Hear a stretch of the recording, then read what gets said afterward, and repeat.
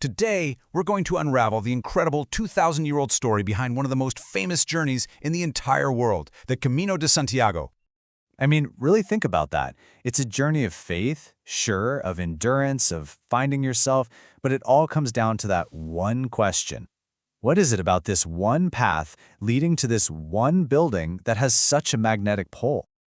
And we are not talking about a handful of people here. In just one recent year, over 400,000 pilgrims officially completed the walk. So this isn't some dusty, ancient tradition. It's a massive, living, breathing, modern phenomenon.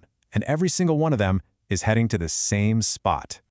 That destination is the city of Santiago de Compostela. Why? Because it's believed to be the final resting place of one of Jesus' closest apostles, St. James. So to really understand the why of the journey, you have to understand the who. So, okay, let's rewind. We're going all the way back to the beginning, to the man who started this whole incredible story. Right off the bat, we need to clear something up, because it can get a little confusing. There were actually two apostles named James. The one we're talking about, the one at the heart of the Camino, is James the Greater. He's called that because he was a major figure, a key part of the story. And you know, James came from pretty humble beginnings. He was a fisherman in Galilee, working the boats day in and day out with his brother John and their dad. It was just a normal life, you know, full of nets and the sea, until this one encounter that just completely changed his destiny forever. And that was the moment. The call to drop his nets and start a completely new life. This wasn't just a career change, right? This was a total transformation of his entire purpose in the world. And James wasn't just some guy in the crowd.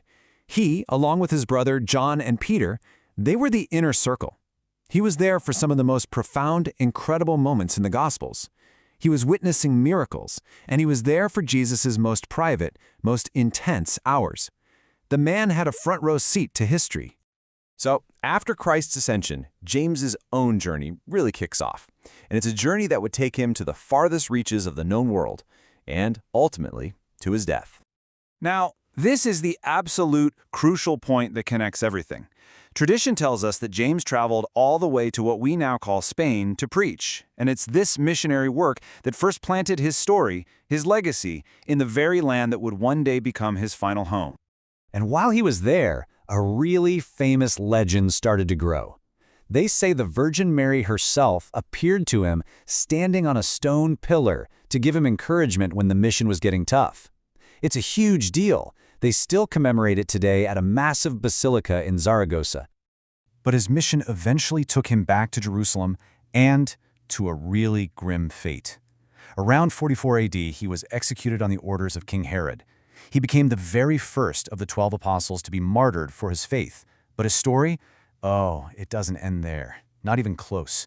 In fact, the most miraculous part was just getting started.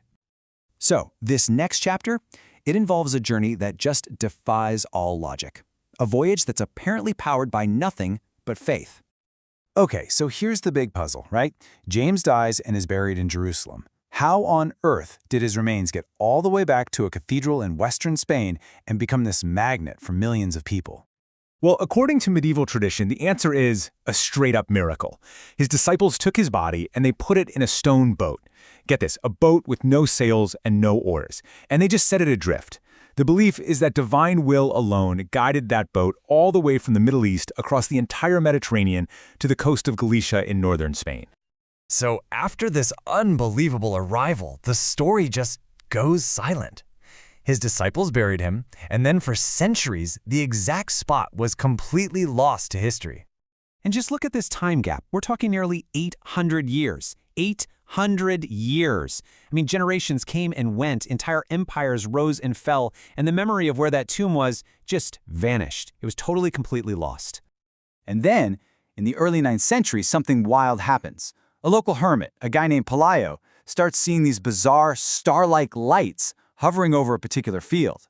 Night after night, he tells the local bishop, who goes to investigate, starts digging, and uncovers an ancient tomb, which he declares is the long-lost tomb of St. James himself.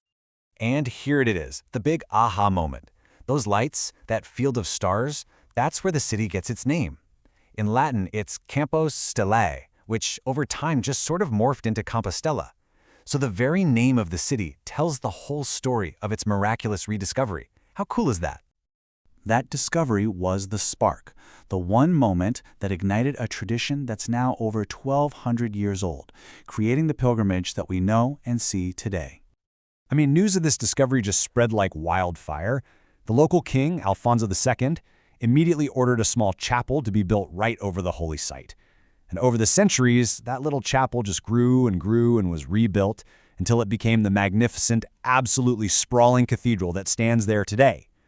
And you know what? The second that first chapel went up, the pilgrims started coming. And that was the birth of the Camino de Santiago, the Way of St. James, a whole network of routes, all leading to this one spot, walked by millions and millions of people for over 1,000 years. It's just such an incredible story when you step back and look at it. It all goes back to one guy, a fisherman from Galilee who answered a call, traveled the world, and whose final, miraculous journey home ended up creating a legacy that inspires people, even today, to go on their own profound journeys.